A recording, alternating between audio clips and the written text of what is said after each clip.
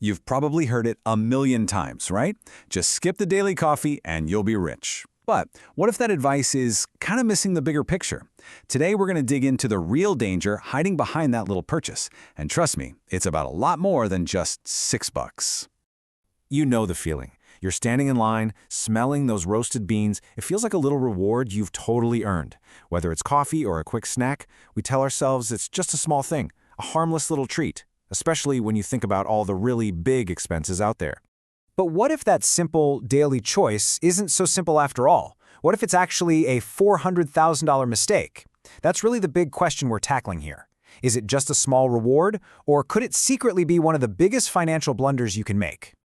Okay, so let's get into it. First up, we need to understand the psychology, the mindset behind these little, seemingly insignificant purchases. This is what we're calling the $6 deception. Here's a great way to think about this. It's fine to treat yourself sometimes, but when that treat becomes your standard routine, it quietly devours your savings. See, that's the core of the problem, right there. A one-time thing, totally harmless, but when it's every single day, that's when it starts to quietly eat away at your future. And this can lead to a state that, honestly, a lot of people find themselves in. It's called being a financial sleepwalker. It's where you're earning a decent salary, maybe more than ever, but when you look at your savings, there's just not much there. You're kind of stuck in this loop of earning and then spending it on things that feel good for a minute, but then they're just gone. All right, so now let's talk numbers. Let's break down the math and see what the real price tag of this daily habit actually is over the long haul. You know, we always talk about the $6 coffee, but let's be real, it's almost never just the coffee, is it? It's the coffee plus a muffin or a bottle of water or some other little thing. So for this example, let's just call it a simple $10 a day habit.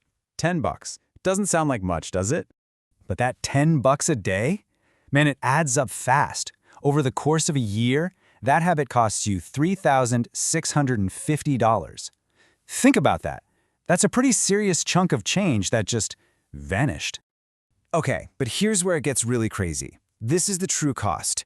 If you took that same money, that $3,600 a year, and invested it instead, well, assuming a pretty standard 8% market return, over 30 years, that could grow to over $800,000. Wow. Suddenly, this isn't about the price of a coffee anymore, is it? It's about the massive opportunity for growth that you're missing out on. And this gets to a really critical financial idea, opportunity cost. It's basically the future wealth you're giving up every single time you choose to spend $1 today instead of investing it. So every dollar you spend on something that's gone in an hour is a dollar that can no longer work for you, it can't grow, and it can't help build your future. To put it another way, and this is a tough one, a lot of us feel like we could never afford a down payment on a home. But when you do the math, we're often unconsciously spending that exact amount of money, just in little tiny pieces, on things that are gone in minutes. It's like you're trading a potential home down payment for a paper cup without even realizing it. So you might be thinking, if the math is so clear and the cost is so high, why is this habit so incredibly hard to break? Well, the answer isn't in your wallet, it's in your head. Let's take a look at what's going on in your brain on spending. Okay, so there are a few things going on. First, you've got dopamine. Every time you make one of these little impulse buys, your brain gives you a little hit of pleasure hormones. It feels good. Second, there's decision fatigue. You make a million tiny choices all day, and by the end of it, your willpower is just shot. It's so much easier to just say yes to that easy, impulsive purchase. Third, your brain sees any money sitting in your checking account as available money. It thinks, hey, it's there, let's spend it. And finally, there's avoidance. A lot of us are just scared to look at our bank statements. So we ignore the problem, and it just keeps getting bigger. And this is so important to understand. This is not a personal failure. It doesn't mean you lack willpower or discipline. The truth is, your financial habits are being driven by these unconscious scripts in your brain, not by some character flaw. So, how do you fight your own brain? Well, the answer is you don't. You find a way to work around it. You bypass the problem with a simple, really powerful system. Let's call it the automation antidote. Warren Buffett has a famous quote that just nails this idea. He said, "Do not save what is left after spending, but spend what is left after saving." See, that's the whole shift right there. Most of us try to save whatever's left at the end of the month, which is usually, zero. The secret is to flip it. Save first, and then you're free to spend whatever's left over. And that brings us to a really powerful little trick, the 15-second payday rule. The idea is simple. The second your paycheck hits your account, You have this tiny 15-second window before your emotional brain kicks in and starts making a shopping list. You have to move faster than your impulses. And here's how you put that system into action. It's so simple. Step 1, your paycheck arrives. Step 2, you have an automatic transfer scheduled for the very next day. It moves a set amount of money from your checking account to a totally separate account. We'll call this your freedom fund. This is the money you use for investing. And then step 3, and this is the best part, you are free to spend whatever is left in your checking account, totally guilt-free. Why? Because you've already paid your future self first. The big takeaway here is that a good system is always more powerful than just relying on discipline.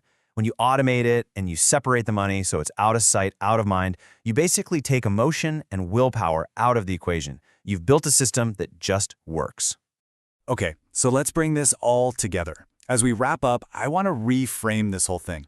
Because really, this isn't just about coffee, and it's not even just about money. It's about choosing your future. It's about the kind of life you actually want to live. When you really boil it down, this is the choice you're making every day.